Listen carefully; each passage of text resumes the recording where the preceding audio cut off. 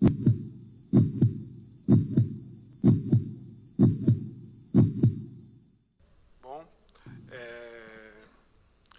Olga, obrigado pela apresentação, muito obrigado pelo convite. Eu vou falar um pouquinho sobre a gente passou, foi concebido, depois passamos pelo período perinatal e agora nascemos, e a gente vai cuidar dos neonatos e dos lactentes. A gama de arritmias que eles podem ter são as mais diversas e tem um problema principal, que são as cardiopatias congênitas. Elas podem ser simples ou complexas, estarem nos períodos de pré ou de pós-operatório, e são divididas em TAC e BRAD, como a gente vê nos adultos. O grande problema, essas crianças não reclamam. Muitas vezes os sinais são altamente inespecíficos, sonolência, mudança do aspecto da criança, ou choro ou dor. E qual o arsenal que a gente tem? Drogas do grupo 3, a amiodarona, que é mais conhecida e mais utilizada, e seus efeitos colaterais, com o paciente pediátrico. Por que tão utilizada? Porque os guidelines da American Heart e os pediatras são que enfrentam esse primeiro linha. Eles colocam a amiodarona como droga de escolha para controle da maior parte das arritmias. E nós, eletrofisiologistas, ao que nos cabe? Talvez buscar outras drogas. E aí a gente tem as drogas do grupo 1C, a propafenona é possível ser utilizado, mas qual é o problema nesse grupo de crianças? O grande problema é que a propafenona, ela causa um distúrbio da deglutição, ela acaba anestesiando a boca e a criança muitas vezes pode engasgar. A dose que é utilizada varia de 10 a 20 miligramas por quilo e a gente sempre tenta deixar junto com um beta-bloqueador. E os beta-bloqueadores são possíveis, a gente pode utilizar atenolol, pode usar metoprolol, pode usar propanolol. O que a gente não pode utilizar nesse grupo de crianças são os bloqueadores de canal de cálcio. Principalmente o verapamil e principalmente em crianças abaixo de 1 ano, por conta do risco de dissociação eletromecânica. Gatilhos, substratos e fatores moduladores são a tríade para qualquer arritmia. E a nós cabe ver o futuro do tratamento dessas doenças nas crianças. Esse é um artigo publicado no Heart Rhythm agora em novembro, que mostra a interação de anticorpos com diversos tipos de arritmia. E algumas que acontecem no período neonatal, como a bradicardia, os bloqueios atrioventriculares, as arritmias supraventriculares e até a morte súbita cardíaca, com anticorpos já bem determinados interagindo com o miocárdio. Bom, a gente está frente a um paciente pediátrico que não reclama ou tem sintomas inespecíficos e o diagnóstico tem que ser preferencialmente não invasivo. Talvez seja necessário exames de triagem. Aqui uma amostra do sistema de teleeletrocardiografia do Dante, 170 mil eletros, 3 mil eletros de criança, totalmente assintomáticas. E olha a gama de arritmias que a gente encontra em pacientes assintomáticos. Olha a repolarização alterada, intervalos QTs prolongados. A gente tem que cuidar do diagnóstico antes de tratar. Às vezes, a queixa é inespecífica, a gente precisa fazer um exame parcialmente invasivo. E o SET tem uma importância na pediatria hoje, talvez para os adultos não, mas para a cardiologia pediátrica e para a arritmia infantil pode ser utilizado para se identificar arritmias por reentrada. Porque se a gente perder o diagnóstico, a gente vai ter que tratar uma situação que é a taquicardiomiopatía, uma perda da função. Isso passa e acontece porque a criança, ela tolera frequências muito rápidas. Às vezes, eu sou chamado para avaliar algum paciente no Einstein, está com taquicardias extremamente rápidas, com 300, e a criança está no berçário totalmente assintomática. E essa taquicardia, esse estresse adrenérgico, vai levando a uma alimentação da arritmia e uma piora da função, e esse ciclo vicioso se mantém. A maior parte das arritmias, elas são supraventriculares, mas a gente tem que tentar fazer o diagnóstico com um eletrocardiograma.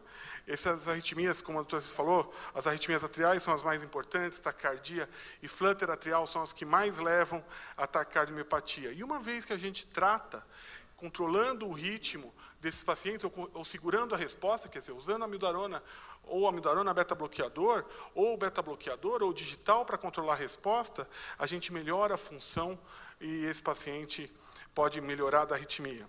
Trouxe alguns exemplos. Uma criança com uma taquicardia supraventricular, difícil fazer o diagnóstico, se é uma reentrada atrioventricular, se é um flutter de condução 1:1, mas com uma frequência extremamente elevada, e aí a gente pode fazer manobra vagal ou mesmo utilizar a adenosina para o diagnóstico e instituir o tratamento. Porque as arritmias atriais, tanto a taquicardia atrial quanto o flutter atrial, eles são arritmias frequentes nesse período, menos frequentes que as reentradas AV, mas estão presentes. Quais são os fatores? Átrio muito muscularizado, pressão pulmonar elevada, baixa complacência do ventrículo, certo grau de acidose, predispõe a esses circuitos de reentrada. Alguns exemplos de taquicardia atrial, o átrio do recém-nascido é extremamente instável, e aí, às vezes, manobra vagal auxilia no diagnóstico, e eu posso instituir o tratamento para esse paciente, utilizando, nesse período, por conta dos distúrbios da deglutição, eventualmente a amiodarona. Temos que tomar cuidado com a amiodarona, porque a gente sabe que o hipotireoidismo, no período perinatal, é extremamente grave, porque acaba levando esse paciente a uma disfunção cognitiva no futuro. Aqui episódios de extrasístoles não conduzidas em bigeminismo, e o eletro às vezes é traiçoeiro, porque ele vem encaminhado para implantar um marcapasso, e você só consegue perceber que nessa derivação tem a morfologia diferente, não é a arritmia ventrículo-fásica junto com bloqueio, sim, são extrasístoles não conduzidas. Com o tratamento ou com o envelhecimento da criança, essas extrasístoles vão desaparecendo, e aí você pode observar uma melhora do quadro. Aqui um trabalho do Sick Kids, publicado em 2000 no JACC, que mostra justamente o que o Dr. Assis falou. Pacientes hidrópicos evoluem com maior índice de mortalidade. Pacientes que nascem, geralmente podem precisar de múltiplas drogas, ou mesmo, no caso do flutter, a preferência pela cardioversão elétrica. As drogas que a gente utiliza para controlar a arritmia já no período que a gente não chama mais de feto, ou talvez não chame mais de neonato, no período perinatal, que envolve o final da gravidez até o nascimento, digoxina e sotalol são as drogas de escolha. E a digoxina, a dose é muito alta, e a gente tem que controlar o nível sérico e ver os efeitos colaterais na mãe. Fetos hidrópicos morrem mais, têm mais complicações neurológicas, mas a vantagem que uma vez que a gente reverte esse paciente ao ritmo sinusal, uma vez que a gente volta esse paciente, independente da profilaxia que a gente utiliza, esses pacientes não recorrem no período de 6 meses. O que é diferente das vias acessórias, nas suas formas de taquicardias ortodrômicas ou antidrômicas. E a pré-estação, às vezes, é tão difícil de ver no neonato, é tão frustra por conta da taquicardia, o empastamento é tão discreto, mas quando eles têm taquicardias, as taquicardias são extremamente rápidas, indistinguíveis, às vezes, do flutter 1:1, e é a adenosina, ou a manobra vagal, que vai fazer esse paciente voltar. E que manobra vagal? Vou lá comprimir o seu carotídeo? Não. Vou comprimir os olhos? Não. Vou fazer simplesmente gelo na face, altamente eficaz. O grande problema é que o átrio é muito muscularizado, o átrio é instável eletricamente, ele tem uma massa crítica para fibrilar, e aí eu posso desenvolver episódios de fibrilação atrial pré-excitada que levam a um risco real de fibrilação ventricular e morte súbita. E algumas vezes a gente tem que partir para a nossa próxima parte, que seria indicar o tratamento invasivo.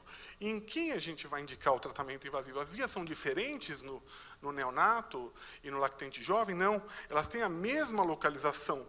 E isso permitiu, com o avanço das técnicas, que a gente indique cada vez mais a ablação em pacientes mais jovens. Mas qual é o motivo da indicação? É intolerância à medicação ou efeitos colaterais das drogas? A gente tem limitação para utilizar essas medicações no período perinatal. O sucesso da ablação, a ablação é feita principalmente em vias acessórias, né, tanto nas aparentes como as de condução retrógrada exclusiva. O índice de sucesso muito bom e as complicações também muito boas, principalmente quando a gente vai mexer em crianças. Aqui é o ponto de corte de 10 quilos. Uma criança de aproximadamente 1 ano, você vê que se concentram a maior parte das complicações. E o que a gente mais teme, bloqueio atrioventricular, principalmente nas vias de localização septal.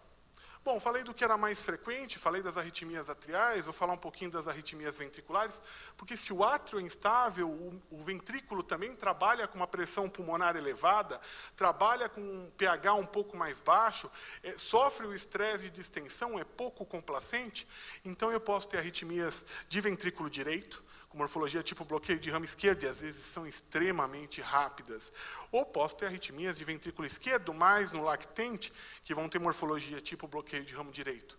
E atenção especial a gente tem que dar para as arritmias fasciculares, que tem um desvio do eixo para a esquerda. Aqui um exemplo de um lactente com arritmia fascicular, morfologia tipo bloqueio de ramo direito com bloqueio divisional, no qual a gente teve a felicidade de ter o D2 revertido com uma extrasístole, com a mesma morfologia da taquicardia. E nesse paciente eu não posso utilizar a verapamil, porque ele tinha 1 ano de idade, então às vezes eu tenho que lançar a mão de usar amiodarona ou combinar o fármaco. Aqui mostrando que os neonatos têm RIVA, todos eles têm, mas arritmias de ventrículo direito, mais do que esquerdo. E quando passam a lactentes, mais arritmia de ventrículo esquerdo. Qual que é o ponto de corte da idade? 28 dias. Até 28 dias são neonatos, depois de 28 dias passam a ser lactentes. E sintomas altamente inespecíficos, mas o medicamento pode melhorar esses sintomas. Todos eles têm algum incremento nesse trabalho da equipe do Dr. Robert Hamilton do Sick Kids. Todos eles têm algum grau de melhora. E esse grau, mas eu chamo a atenção para uma coisa. Olha a propafenona como não funciona bem para arritmias ventriculares. Então não é uma boa medicação para as arritmias ventriculares. E a amiodarona, que a gente usa tanto, em doses até elevadas, 10, 15, 20 miligramas por quilo, talvez seja melhor utilizar doses menores e combinar fármacos com beta-bloqueador. As alterações mais graves, todos conhecemos. Tem alteração gastrointestinal, tudo bem. Vamos dar uma olhada um pouquinho nas alterações cutâneas. Olha só, 75%. Alterações oculares que podem prejudicar o aprendizado dessa criança em até 90%. Bom, falei sobre as taquiarritmias, a gente fez um passeio meio rápido, e vamos falar um pouquinho sobre as bradicardias, que é uma coisa que eu acho que a doutora Lilian entende muito, publicou o trabalho, é uma coisa que vale a pena dar uma lida no trabalho de bloqueio que saiu no Circulante da doutora Lilian. Mas antes eu vou falar um pouquinho desse trabalho de 2002, que mostra como o diagnóstico fetal vem sendo mais frequente.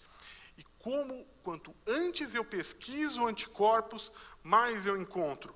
No período fetal, 95%, no período neonatal, 90%, e nas crianças, 5%.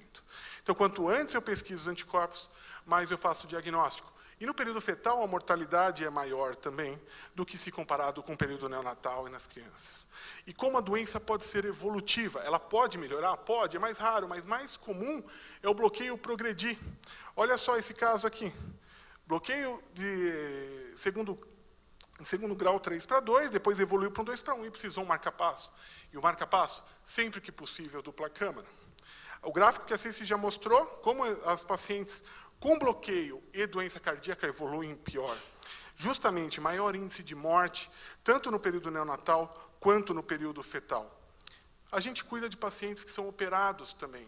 E são crianças, e são lactentes, e são neonatos. Diversos tipos de cardiopatia, com diversos tipos de substrato, e aí tem aquele problema. O substrato leva o paciente a ser operado, e a operação, na maioria das vezes, é corretiva, e dá a sensação da família de cura, e abandona o tratamento, e a gente só vai fazer o diagnóstico quando ela volta, depois de algum tempo. Aqui um trabalho lá do Hospital do Coração, muitas cirurgias, mostrando que a maior parte delas são corretivas. E a gente tem bastante arritmia no pós-operatório, principalmente JET e taquicardia juncional.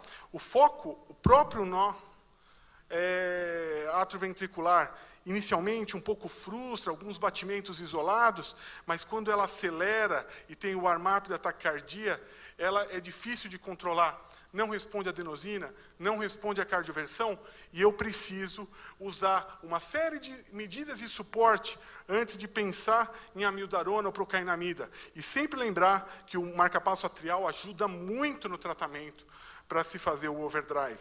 A tetralogia de Fallot e o defeito de septo são as duas situações mais associadas, porque tem tempos de circulação extracorpórea mais prolongada. A arritmia supraventricular também está associada a uma mortalidade no grupo de pós-operatório e evolui com óbito em torno de 7%. E se a gente pensar em pacientes mais jovens, com defeitos mais graves, tipo defeito do septo atrioventricular, eu encontro uma chance maior desse paciente ter complicações. Aqui nos procedimentos híbridos que acontecem para a cirurgia de Norwood, eu encontro uma taxa de arritmia em torno de 20%, principalmente arritmias juncionais, que estão associadas à circulação extracorpórea, que evoluem para óbito em 40%, e principalmente em ritmos não chocáveis, como a ESP e a sistolia. E quando evoluem para parada uma vez, difícil voltar, quase não tem sobrevida. E, para encerrar, falar rapidinho sobre a questão da morte súbita no berço. O tempo está encerrado. Um minutinho, só estou encerrando aqui.